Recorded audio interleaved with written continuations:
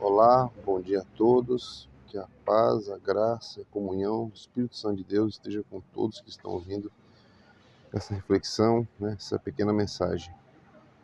Meus irmãos, meus amigos, eu estava aqui meditando, refletindo sobre algo que já está no meu coração já há um tempo já, que eu fico inconformado, né, com o que está acontecendo, que na verdade já foi profetizado há mais de 2000 anos atrás, que é sobre o engano. E esse engano, ele tem prosperado muito no meio do povo de Deus. De fato, o espírito do anticristo, né, tem ficado cada vez mais evidente. As pessoas estão sendo enganadas muito facilmente, né? A gente percebe isso através das canções, né, do meio gospel, as pregações, as novas teologias, né, que eles vão descobrindo aí de uns anos para cá, né? E, e as pessoas vêm aderindo com muita facilidade a esse tipo de evangelho. E por que que as pessoas aderem com facilidade a esse tipo de evangelho? Porque esse evangelho, ele não tem nada a ver com o evangelho de Cristo, que implica em renúncia, né? Onde você tem que negar a si mesmo, onde você tem que tomar sua cruz, né? E seguir Jesus. Você tem que estar debaixo do jugo de Cristo, né? Caminhando junto com Jesus. E à medida que você caminha com Jesus, você vai sacrificando os seus desejos, né, as suas vontades, e você passa a viver para Deus, né, conforme a vontade de Deus. Mas do mesmo jeito que Satanás enganou Eva, né, e consequentemente Adão no jardim, está lá relatado em Gênesis 3, ela perguntou primeiro, falou: Deus proibiu vocês de comer das árvores do jardim? Ela: não, somente aquela ali, que é a do conhecimento do bem e do mal, porque senão a gente vai morrer. Aí ele astutamente falou: não, mas vocês não vão morrer se vocês comerem daquela árvore. O que vai acontecer é que vocês vão ter conhecimento do bem e do mal, assim como Deus tem, né? Então vocês não vão ficar limitados a esse jardim. Tem um mundo aí cheio de gostosura, de outras coisas para vocês conhecerem, né? Vocês estão muito dependentes de Deus, né? E eu sei que essa conversa foi longe, né? Com certeza ele, né? A impressão que dá é de que no sétimo, foi no oitavo dia, tudo isso aconteceu. Mas não, né? Foi um trabalhar de muito tempo, né? Até convencer os dois a comerem, né? Vamos ser sinceros, na verdade eu não acredito que essa árvore tenha algum mistério nela. A questão toda foi que eles desobedeceram. Deus poderia ter escolhido qualquer outra árvore daquela e falou: daquela vocês não comem não. Mas desobedeceram. Poderiam ter esperado Deus chegar e falar assim: ó, Senhor, tem uma serpente que anda por aqui que está conversando com a gente sobre isso aqui, ela está pontuando isso, isso e isso. O que o senhor diz? Né? Mas, ao invés disso, né, eles decidiram acreditar na serpente e viram que estavam nus, né? Assim, a pureza foi tirada deles, né? Desobedeceram a Deus e, consequentemente, foram expulsos do jardim. E naquele momento foi interrompido, né, um, um projeto na vida deles, né, da vida da humanidade, né. Aí deu início a um outro projeto, né, que agora necessitava da salvação, né. E imagine, né, se isso não tivesse acontecido, muitas pessoas não estariam e não iriam para o inferno, né. Mas a consequência foi muito pesada, né? E a partir daí todo tipo de mentira, de infidelidade, tudo aquilo que não tem a ver com Deus, né, que não tem a ver com o caráter de Deus, é feito pela humanidade e tem crescido em uma proporção muito gigantesca, né? Eu acredito que se não fosse o dilúvio, talvez estaríamos hoje numa condição assim insuportável para viver. Mas enfim. E Jesus, lá em Mateus, né, no Evangelho de Mateus, no capítulo 24, no versículo 11 e versículo 12, Jesus fala no 12 que o amor de muitos esfriaria nos últimos dias, e no 11 ele fala sobre os muitos falsos profetas. Muitos falsos profetas iriam enganar a muitos. Haveria o surgimento dos falsos profetas. E hoje a gente vê claramente o resultado dos falsos profetas. Há muitos falsos profetas, eu acredito que vão aparecer mais falsos profetas, e esses falsos profetas, o que é um profeta? Aquele que traz uma mensagem de Deus. O falso profeta, ele traz uma falsa mensagem. Ele traz uma mensagem que não é de Deus, mas falando que aquela mensagem é de Deus. E esses falsos profetas, eles estão no meio gospel, eles estão nas igrejas pregando, estão nos púlpitos, infelizmente, e muitos são os seus seguidores, muitas pessoas estão seguindo as orientações desses falsos profetas. Basicamente, as pessoas elas estão cometendo vários tipos de erro, né? Estão mentindo, estão adulterando, elas estão odiando, elas não estão suportando, elas não vivem uma vida de amor, elas não são conduzidas pelo Espírito Santo, mas elas acreditam que vão ser salvas.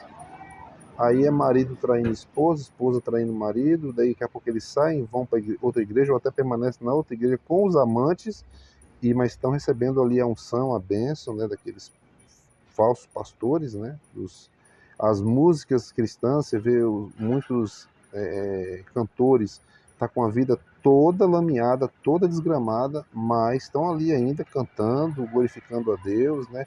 Achando que está tudo certo, achando que Deus está recebendo tudo aquilo ali, recebendo profecias, inclusive, palavra profética, que Deus vai levantar, Deus vai fazer, Deus vai acontecer, e aquelas pessoas não se arrependem. A mensagem do Evangelho ainda é a mesma, o processo ainda é o mesmo. Primeiro você entende que você é um pecador, você tem que se sentir culpado. Para você poder se arrepender, você tem que se sentir culpado. Como é que eu vou me arrepender de uma coisa que eu não me sinto culpado? Eu não sinto que eu transgredi, eu não sinto que eu... É a mesma coisa de chegar para você uma multa e você falar assim, não, mas eu não infringi essa lei, eu não quebrei essa regra, por que eu vou ter que pagar? Né? Então você não tem por que você pagar aquilo que você, né, ou pedir desculpa, ou de alguma maneira se retratar por aquilo que você julga que você não fez de errado. É o que tem acontecido com muitas pessoas hoje. Elas têm infringido as regras, elas têm quebrado, né, as regras do Evangelho, vivido de qualquer maneira, mas não devo nada. Por que eu vou pagar por isso? Não, eu estou em paz com Deus, Deus me ama, e eu vou seguir adiante com meu Deus, e aí? Né?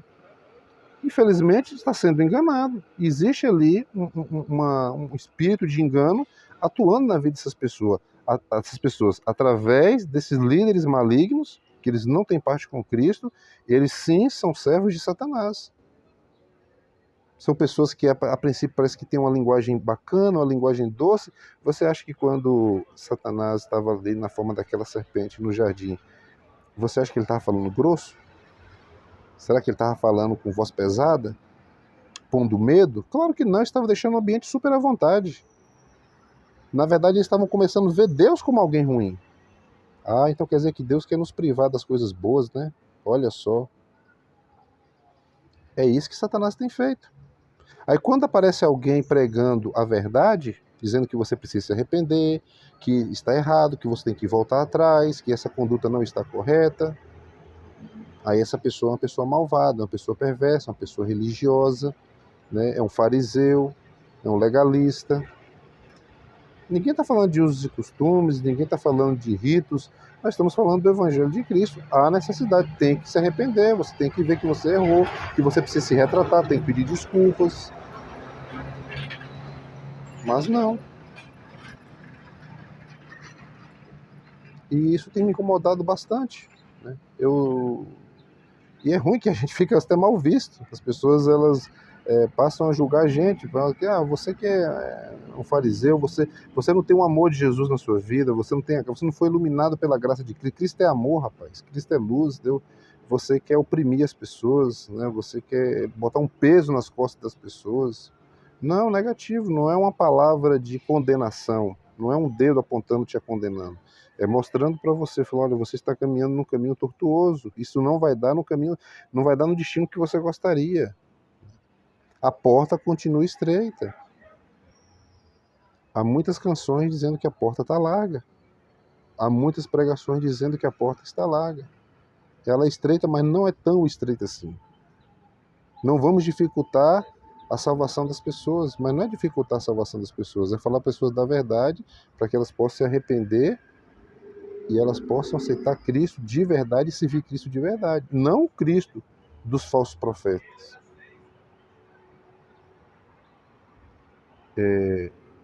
Então, meus amigos, vamos procurar ler a Bíblia.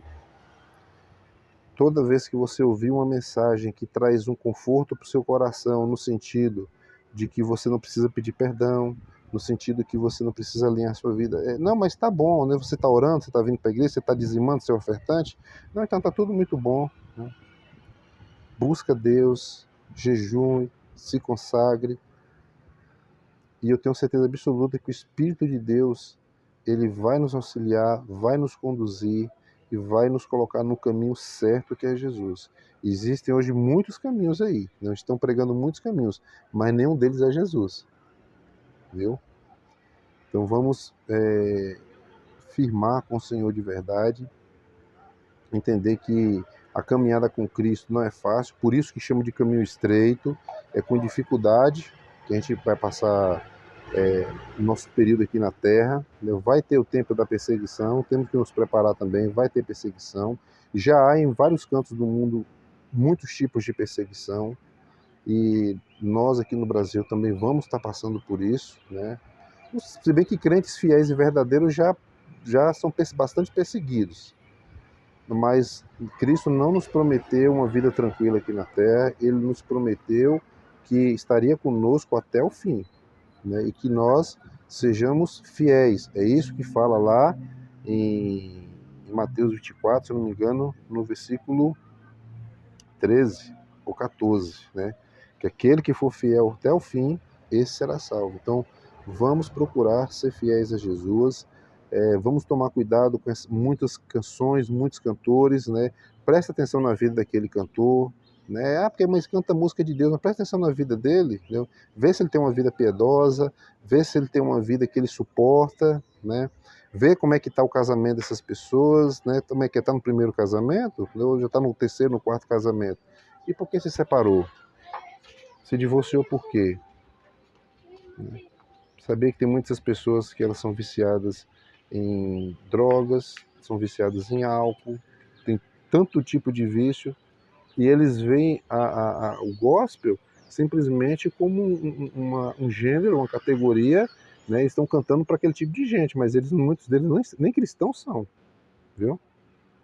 Então vamos ficar espertos, né? O espírito do anticristo, o espírito do engano tem agido e tem agido fortemente no meio da igreja. Nós temos que estar vigilantes e atentos para nós não nos depararmos em uma situação, né, depois da nossa partida aqui dessa terra, desagradável. Mas eu achei, mas eu pensei, né? Mas não teve comunhão com Deus, não leu a Bíblia, tá certo? Forte abraço a todos, fiquem com Jesus, né? E vamos procurar nos enquadrar no Evangelho verdadeiro. Forte abraço.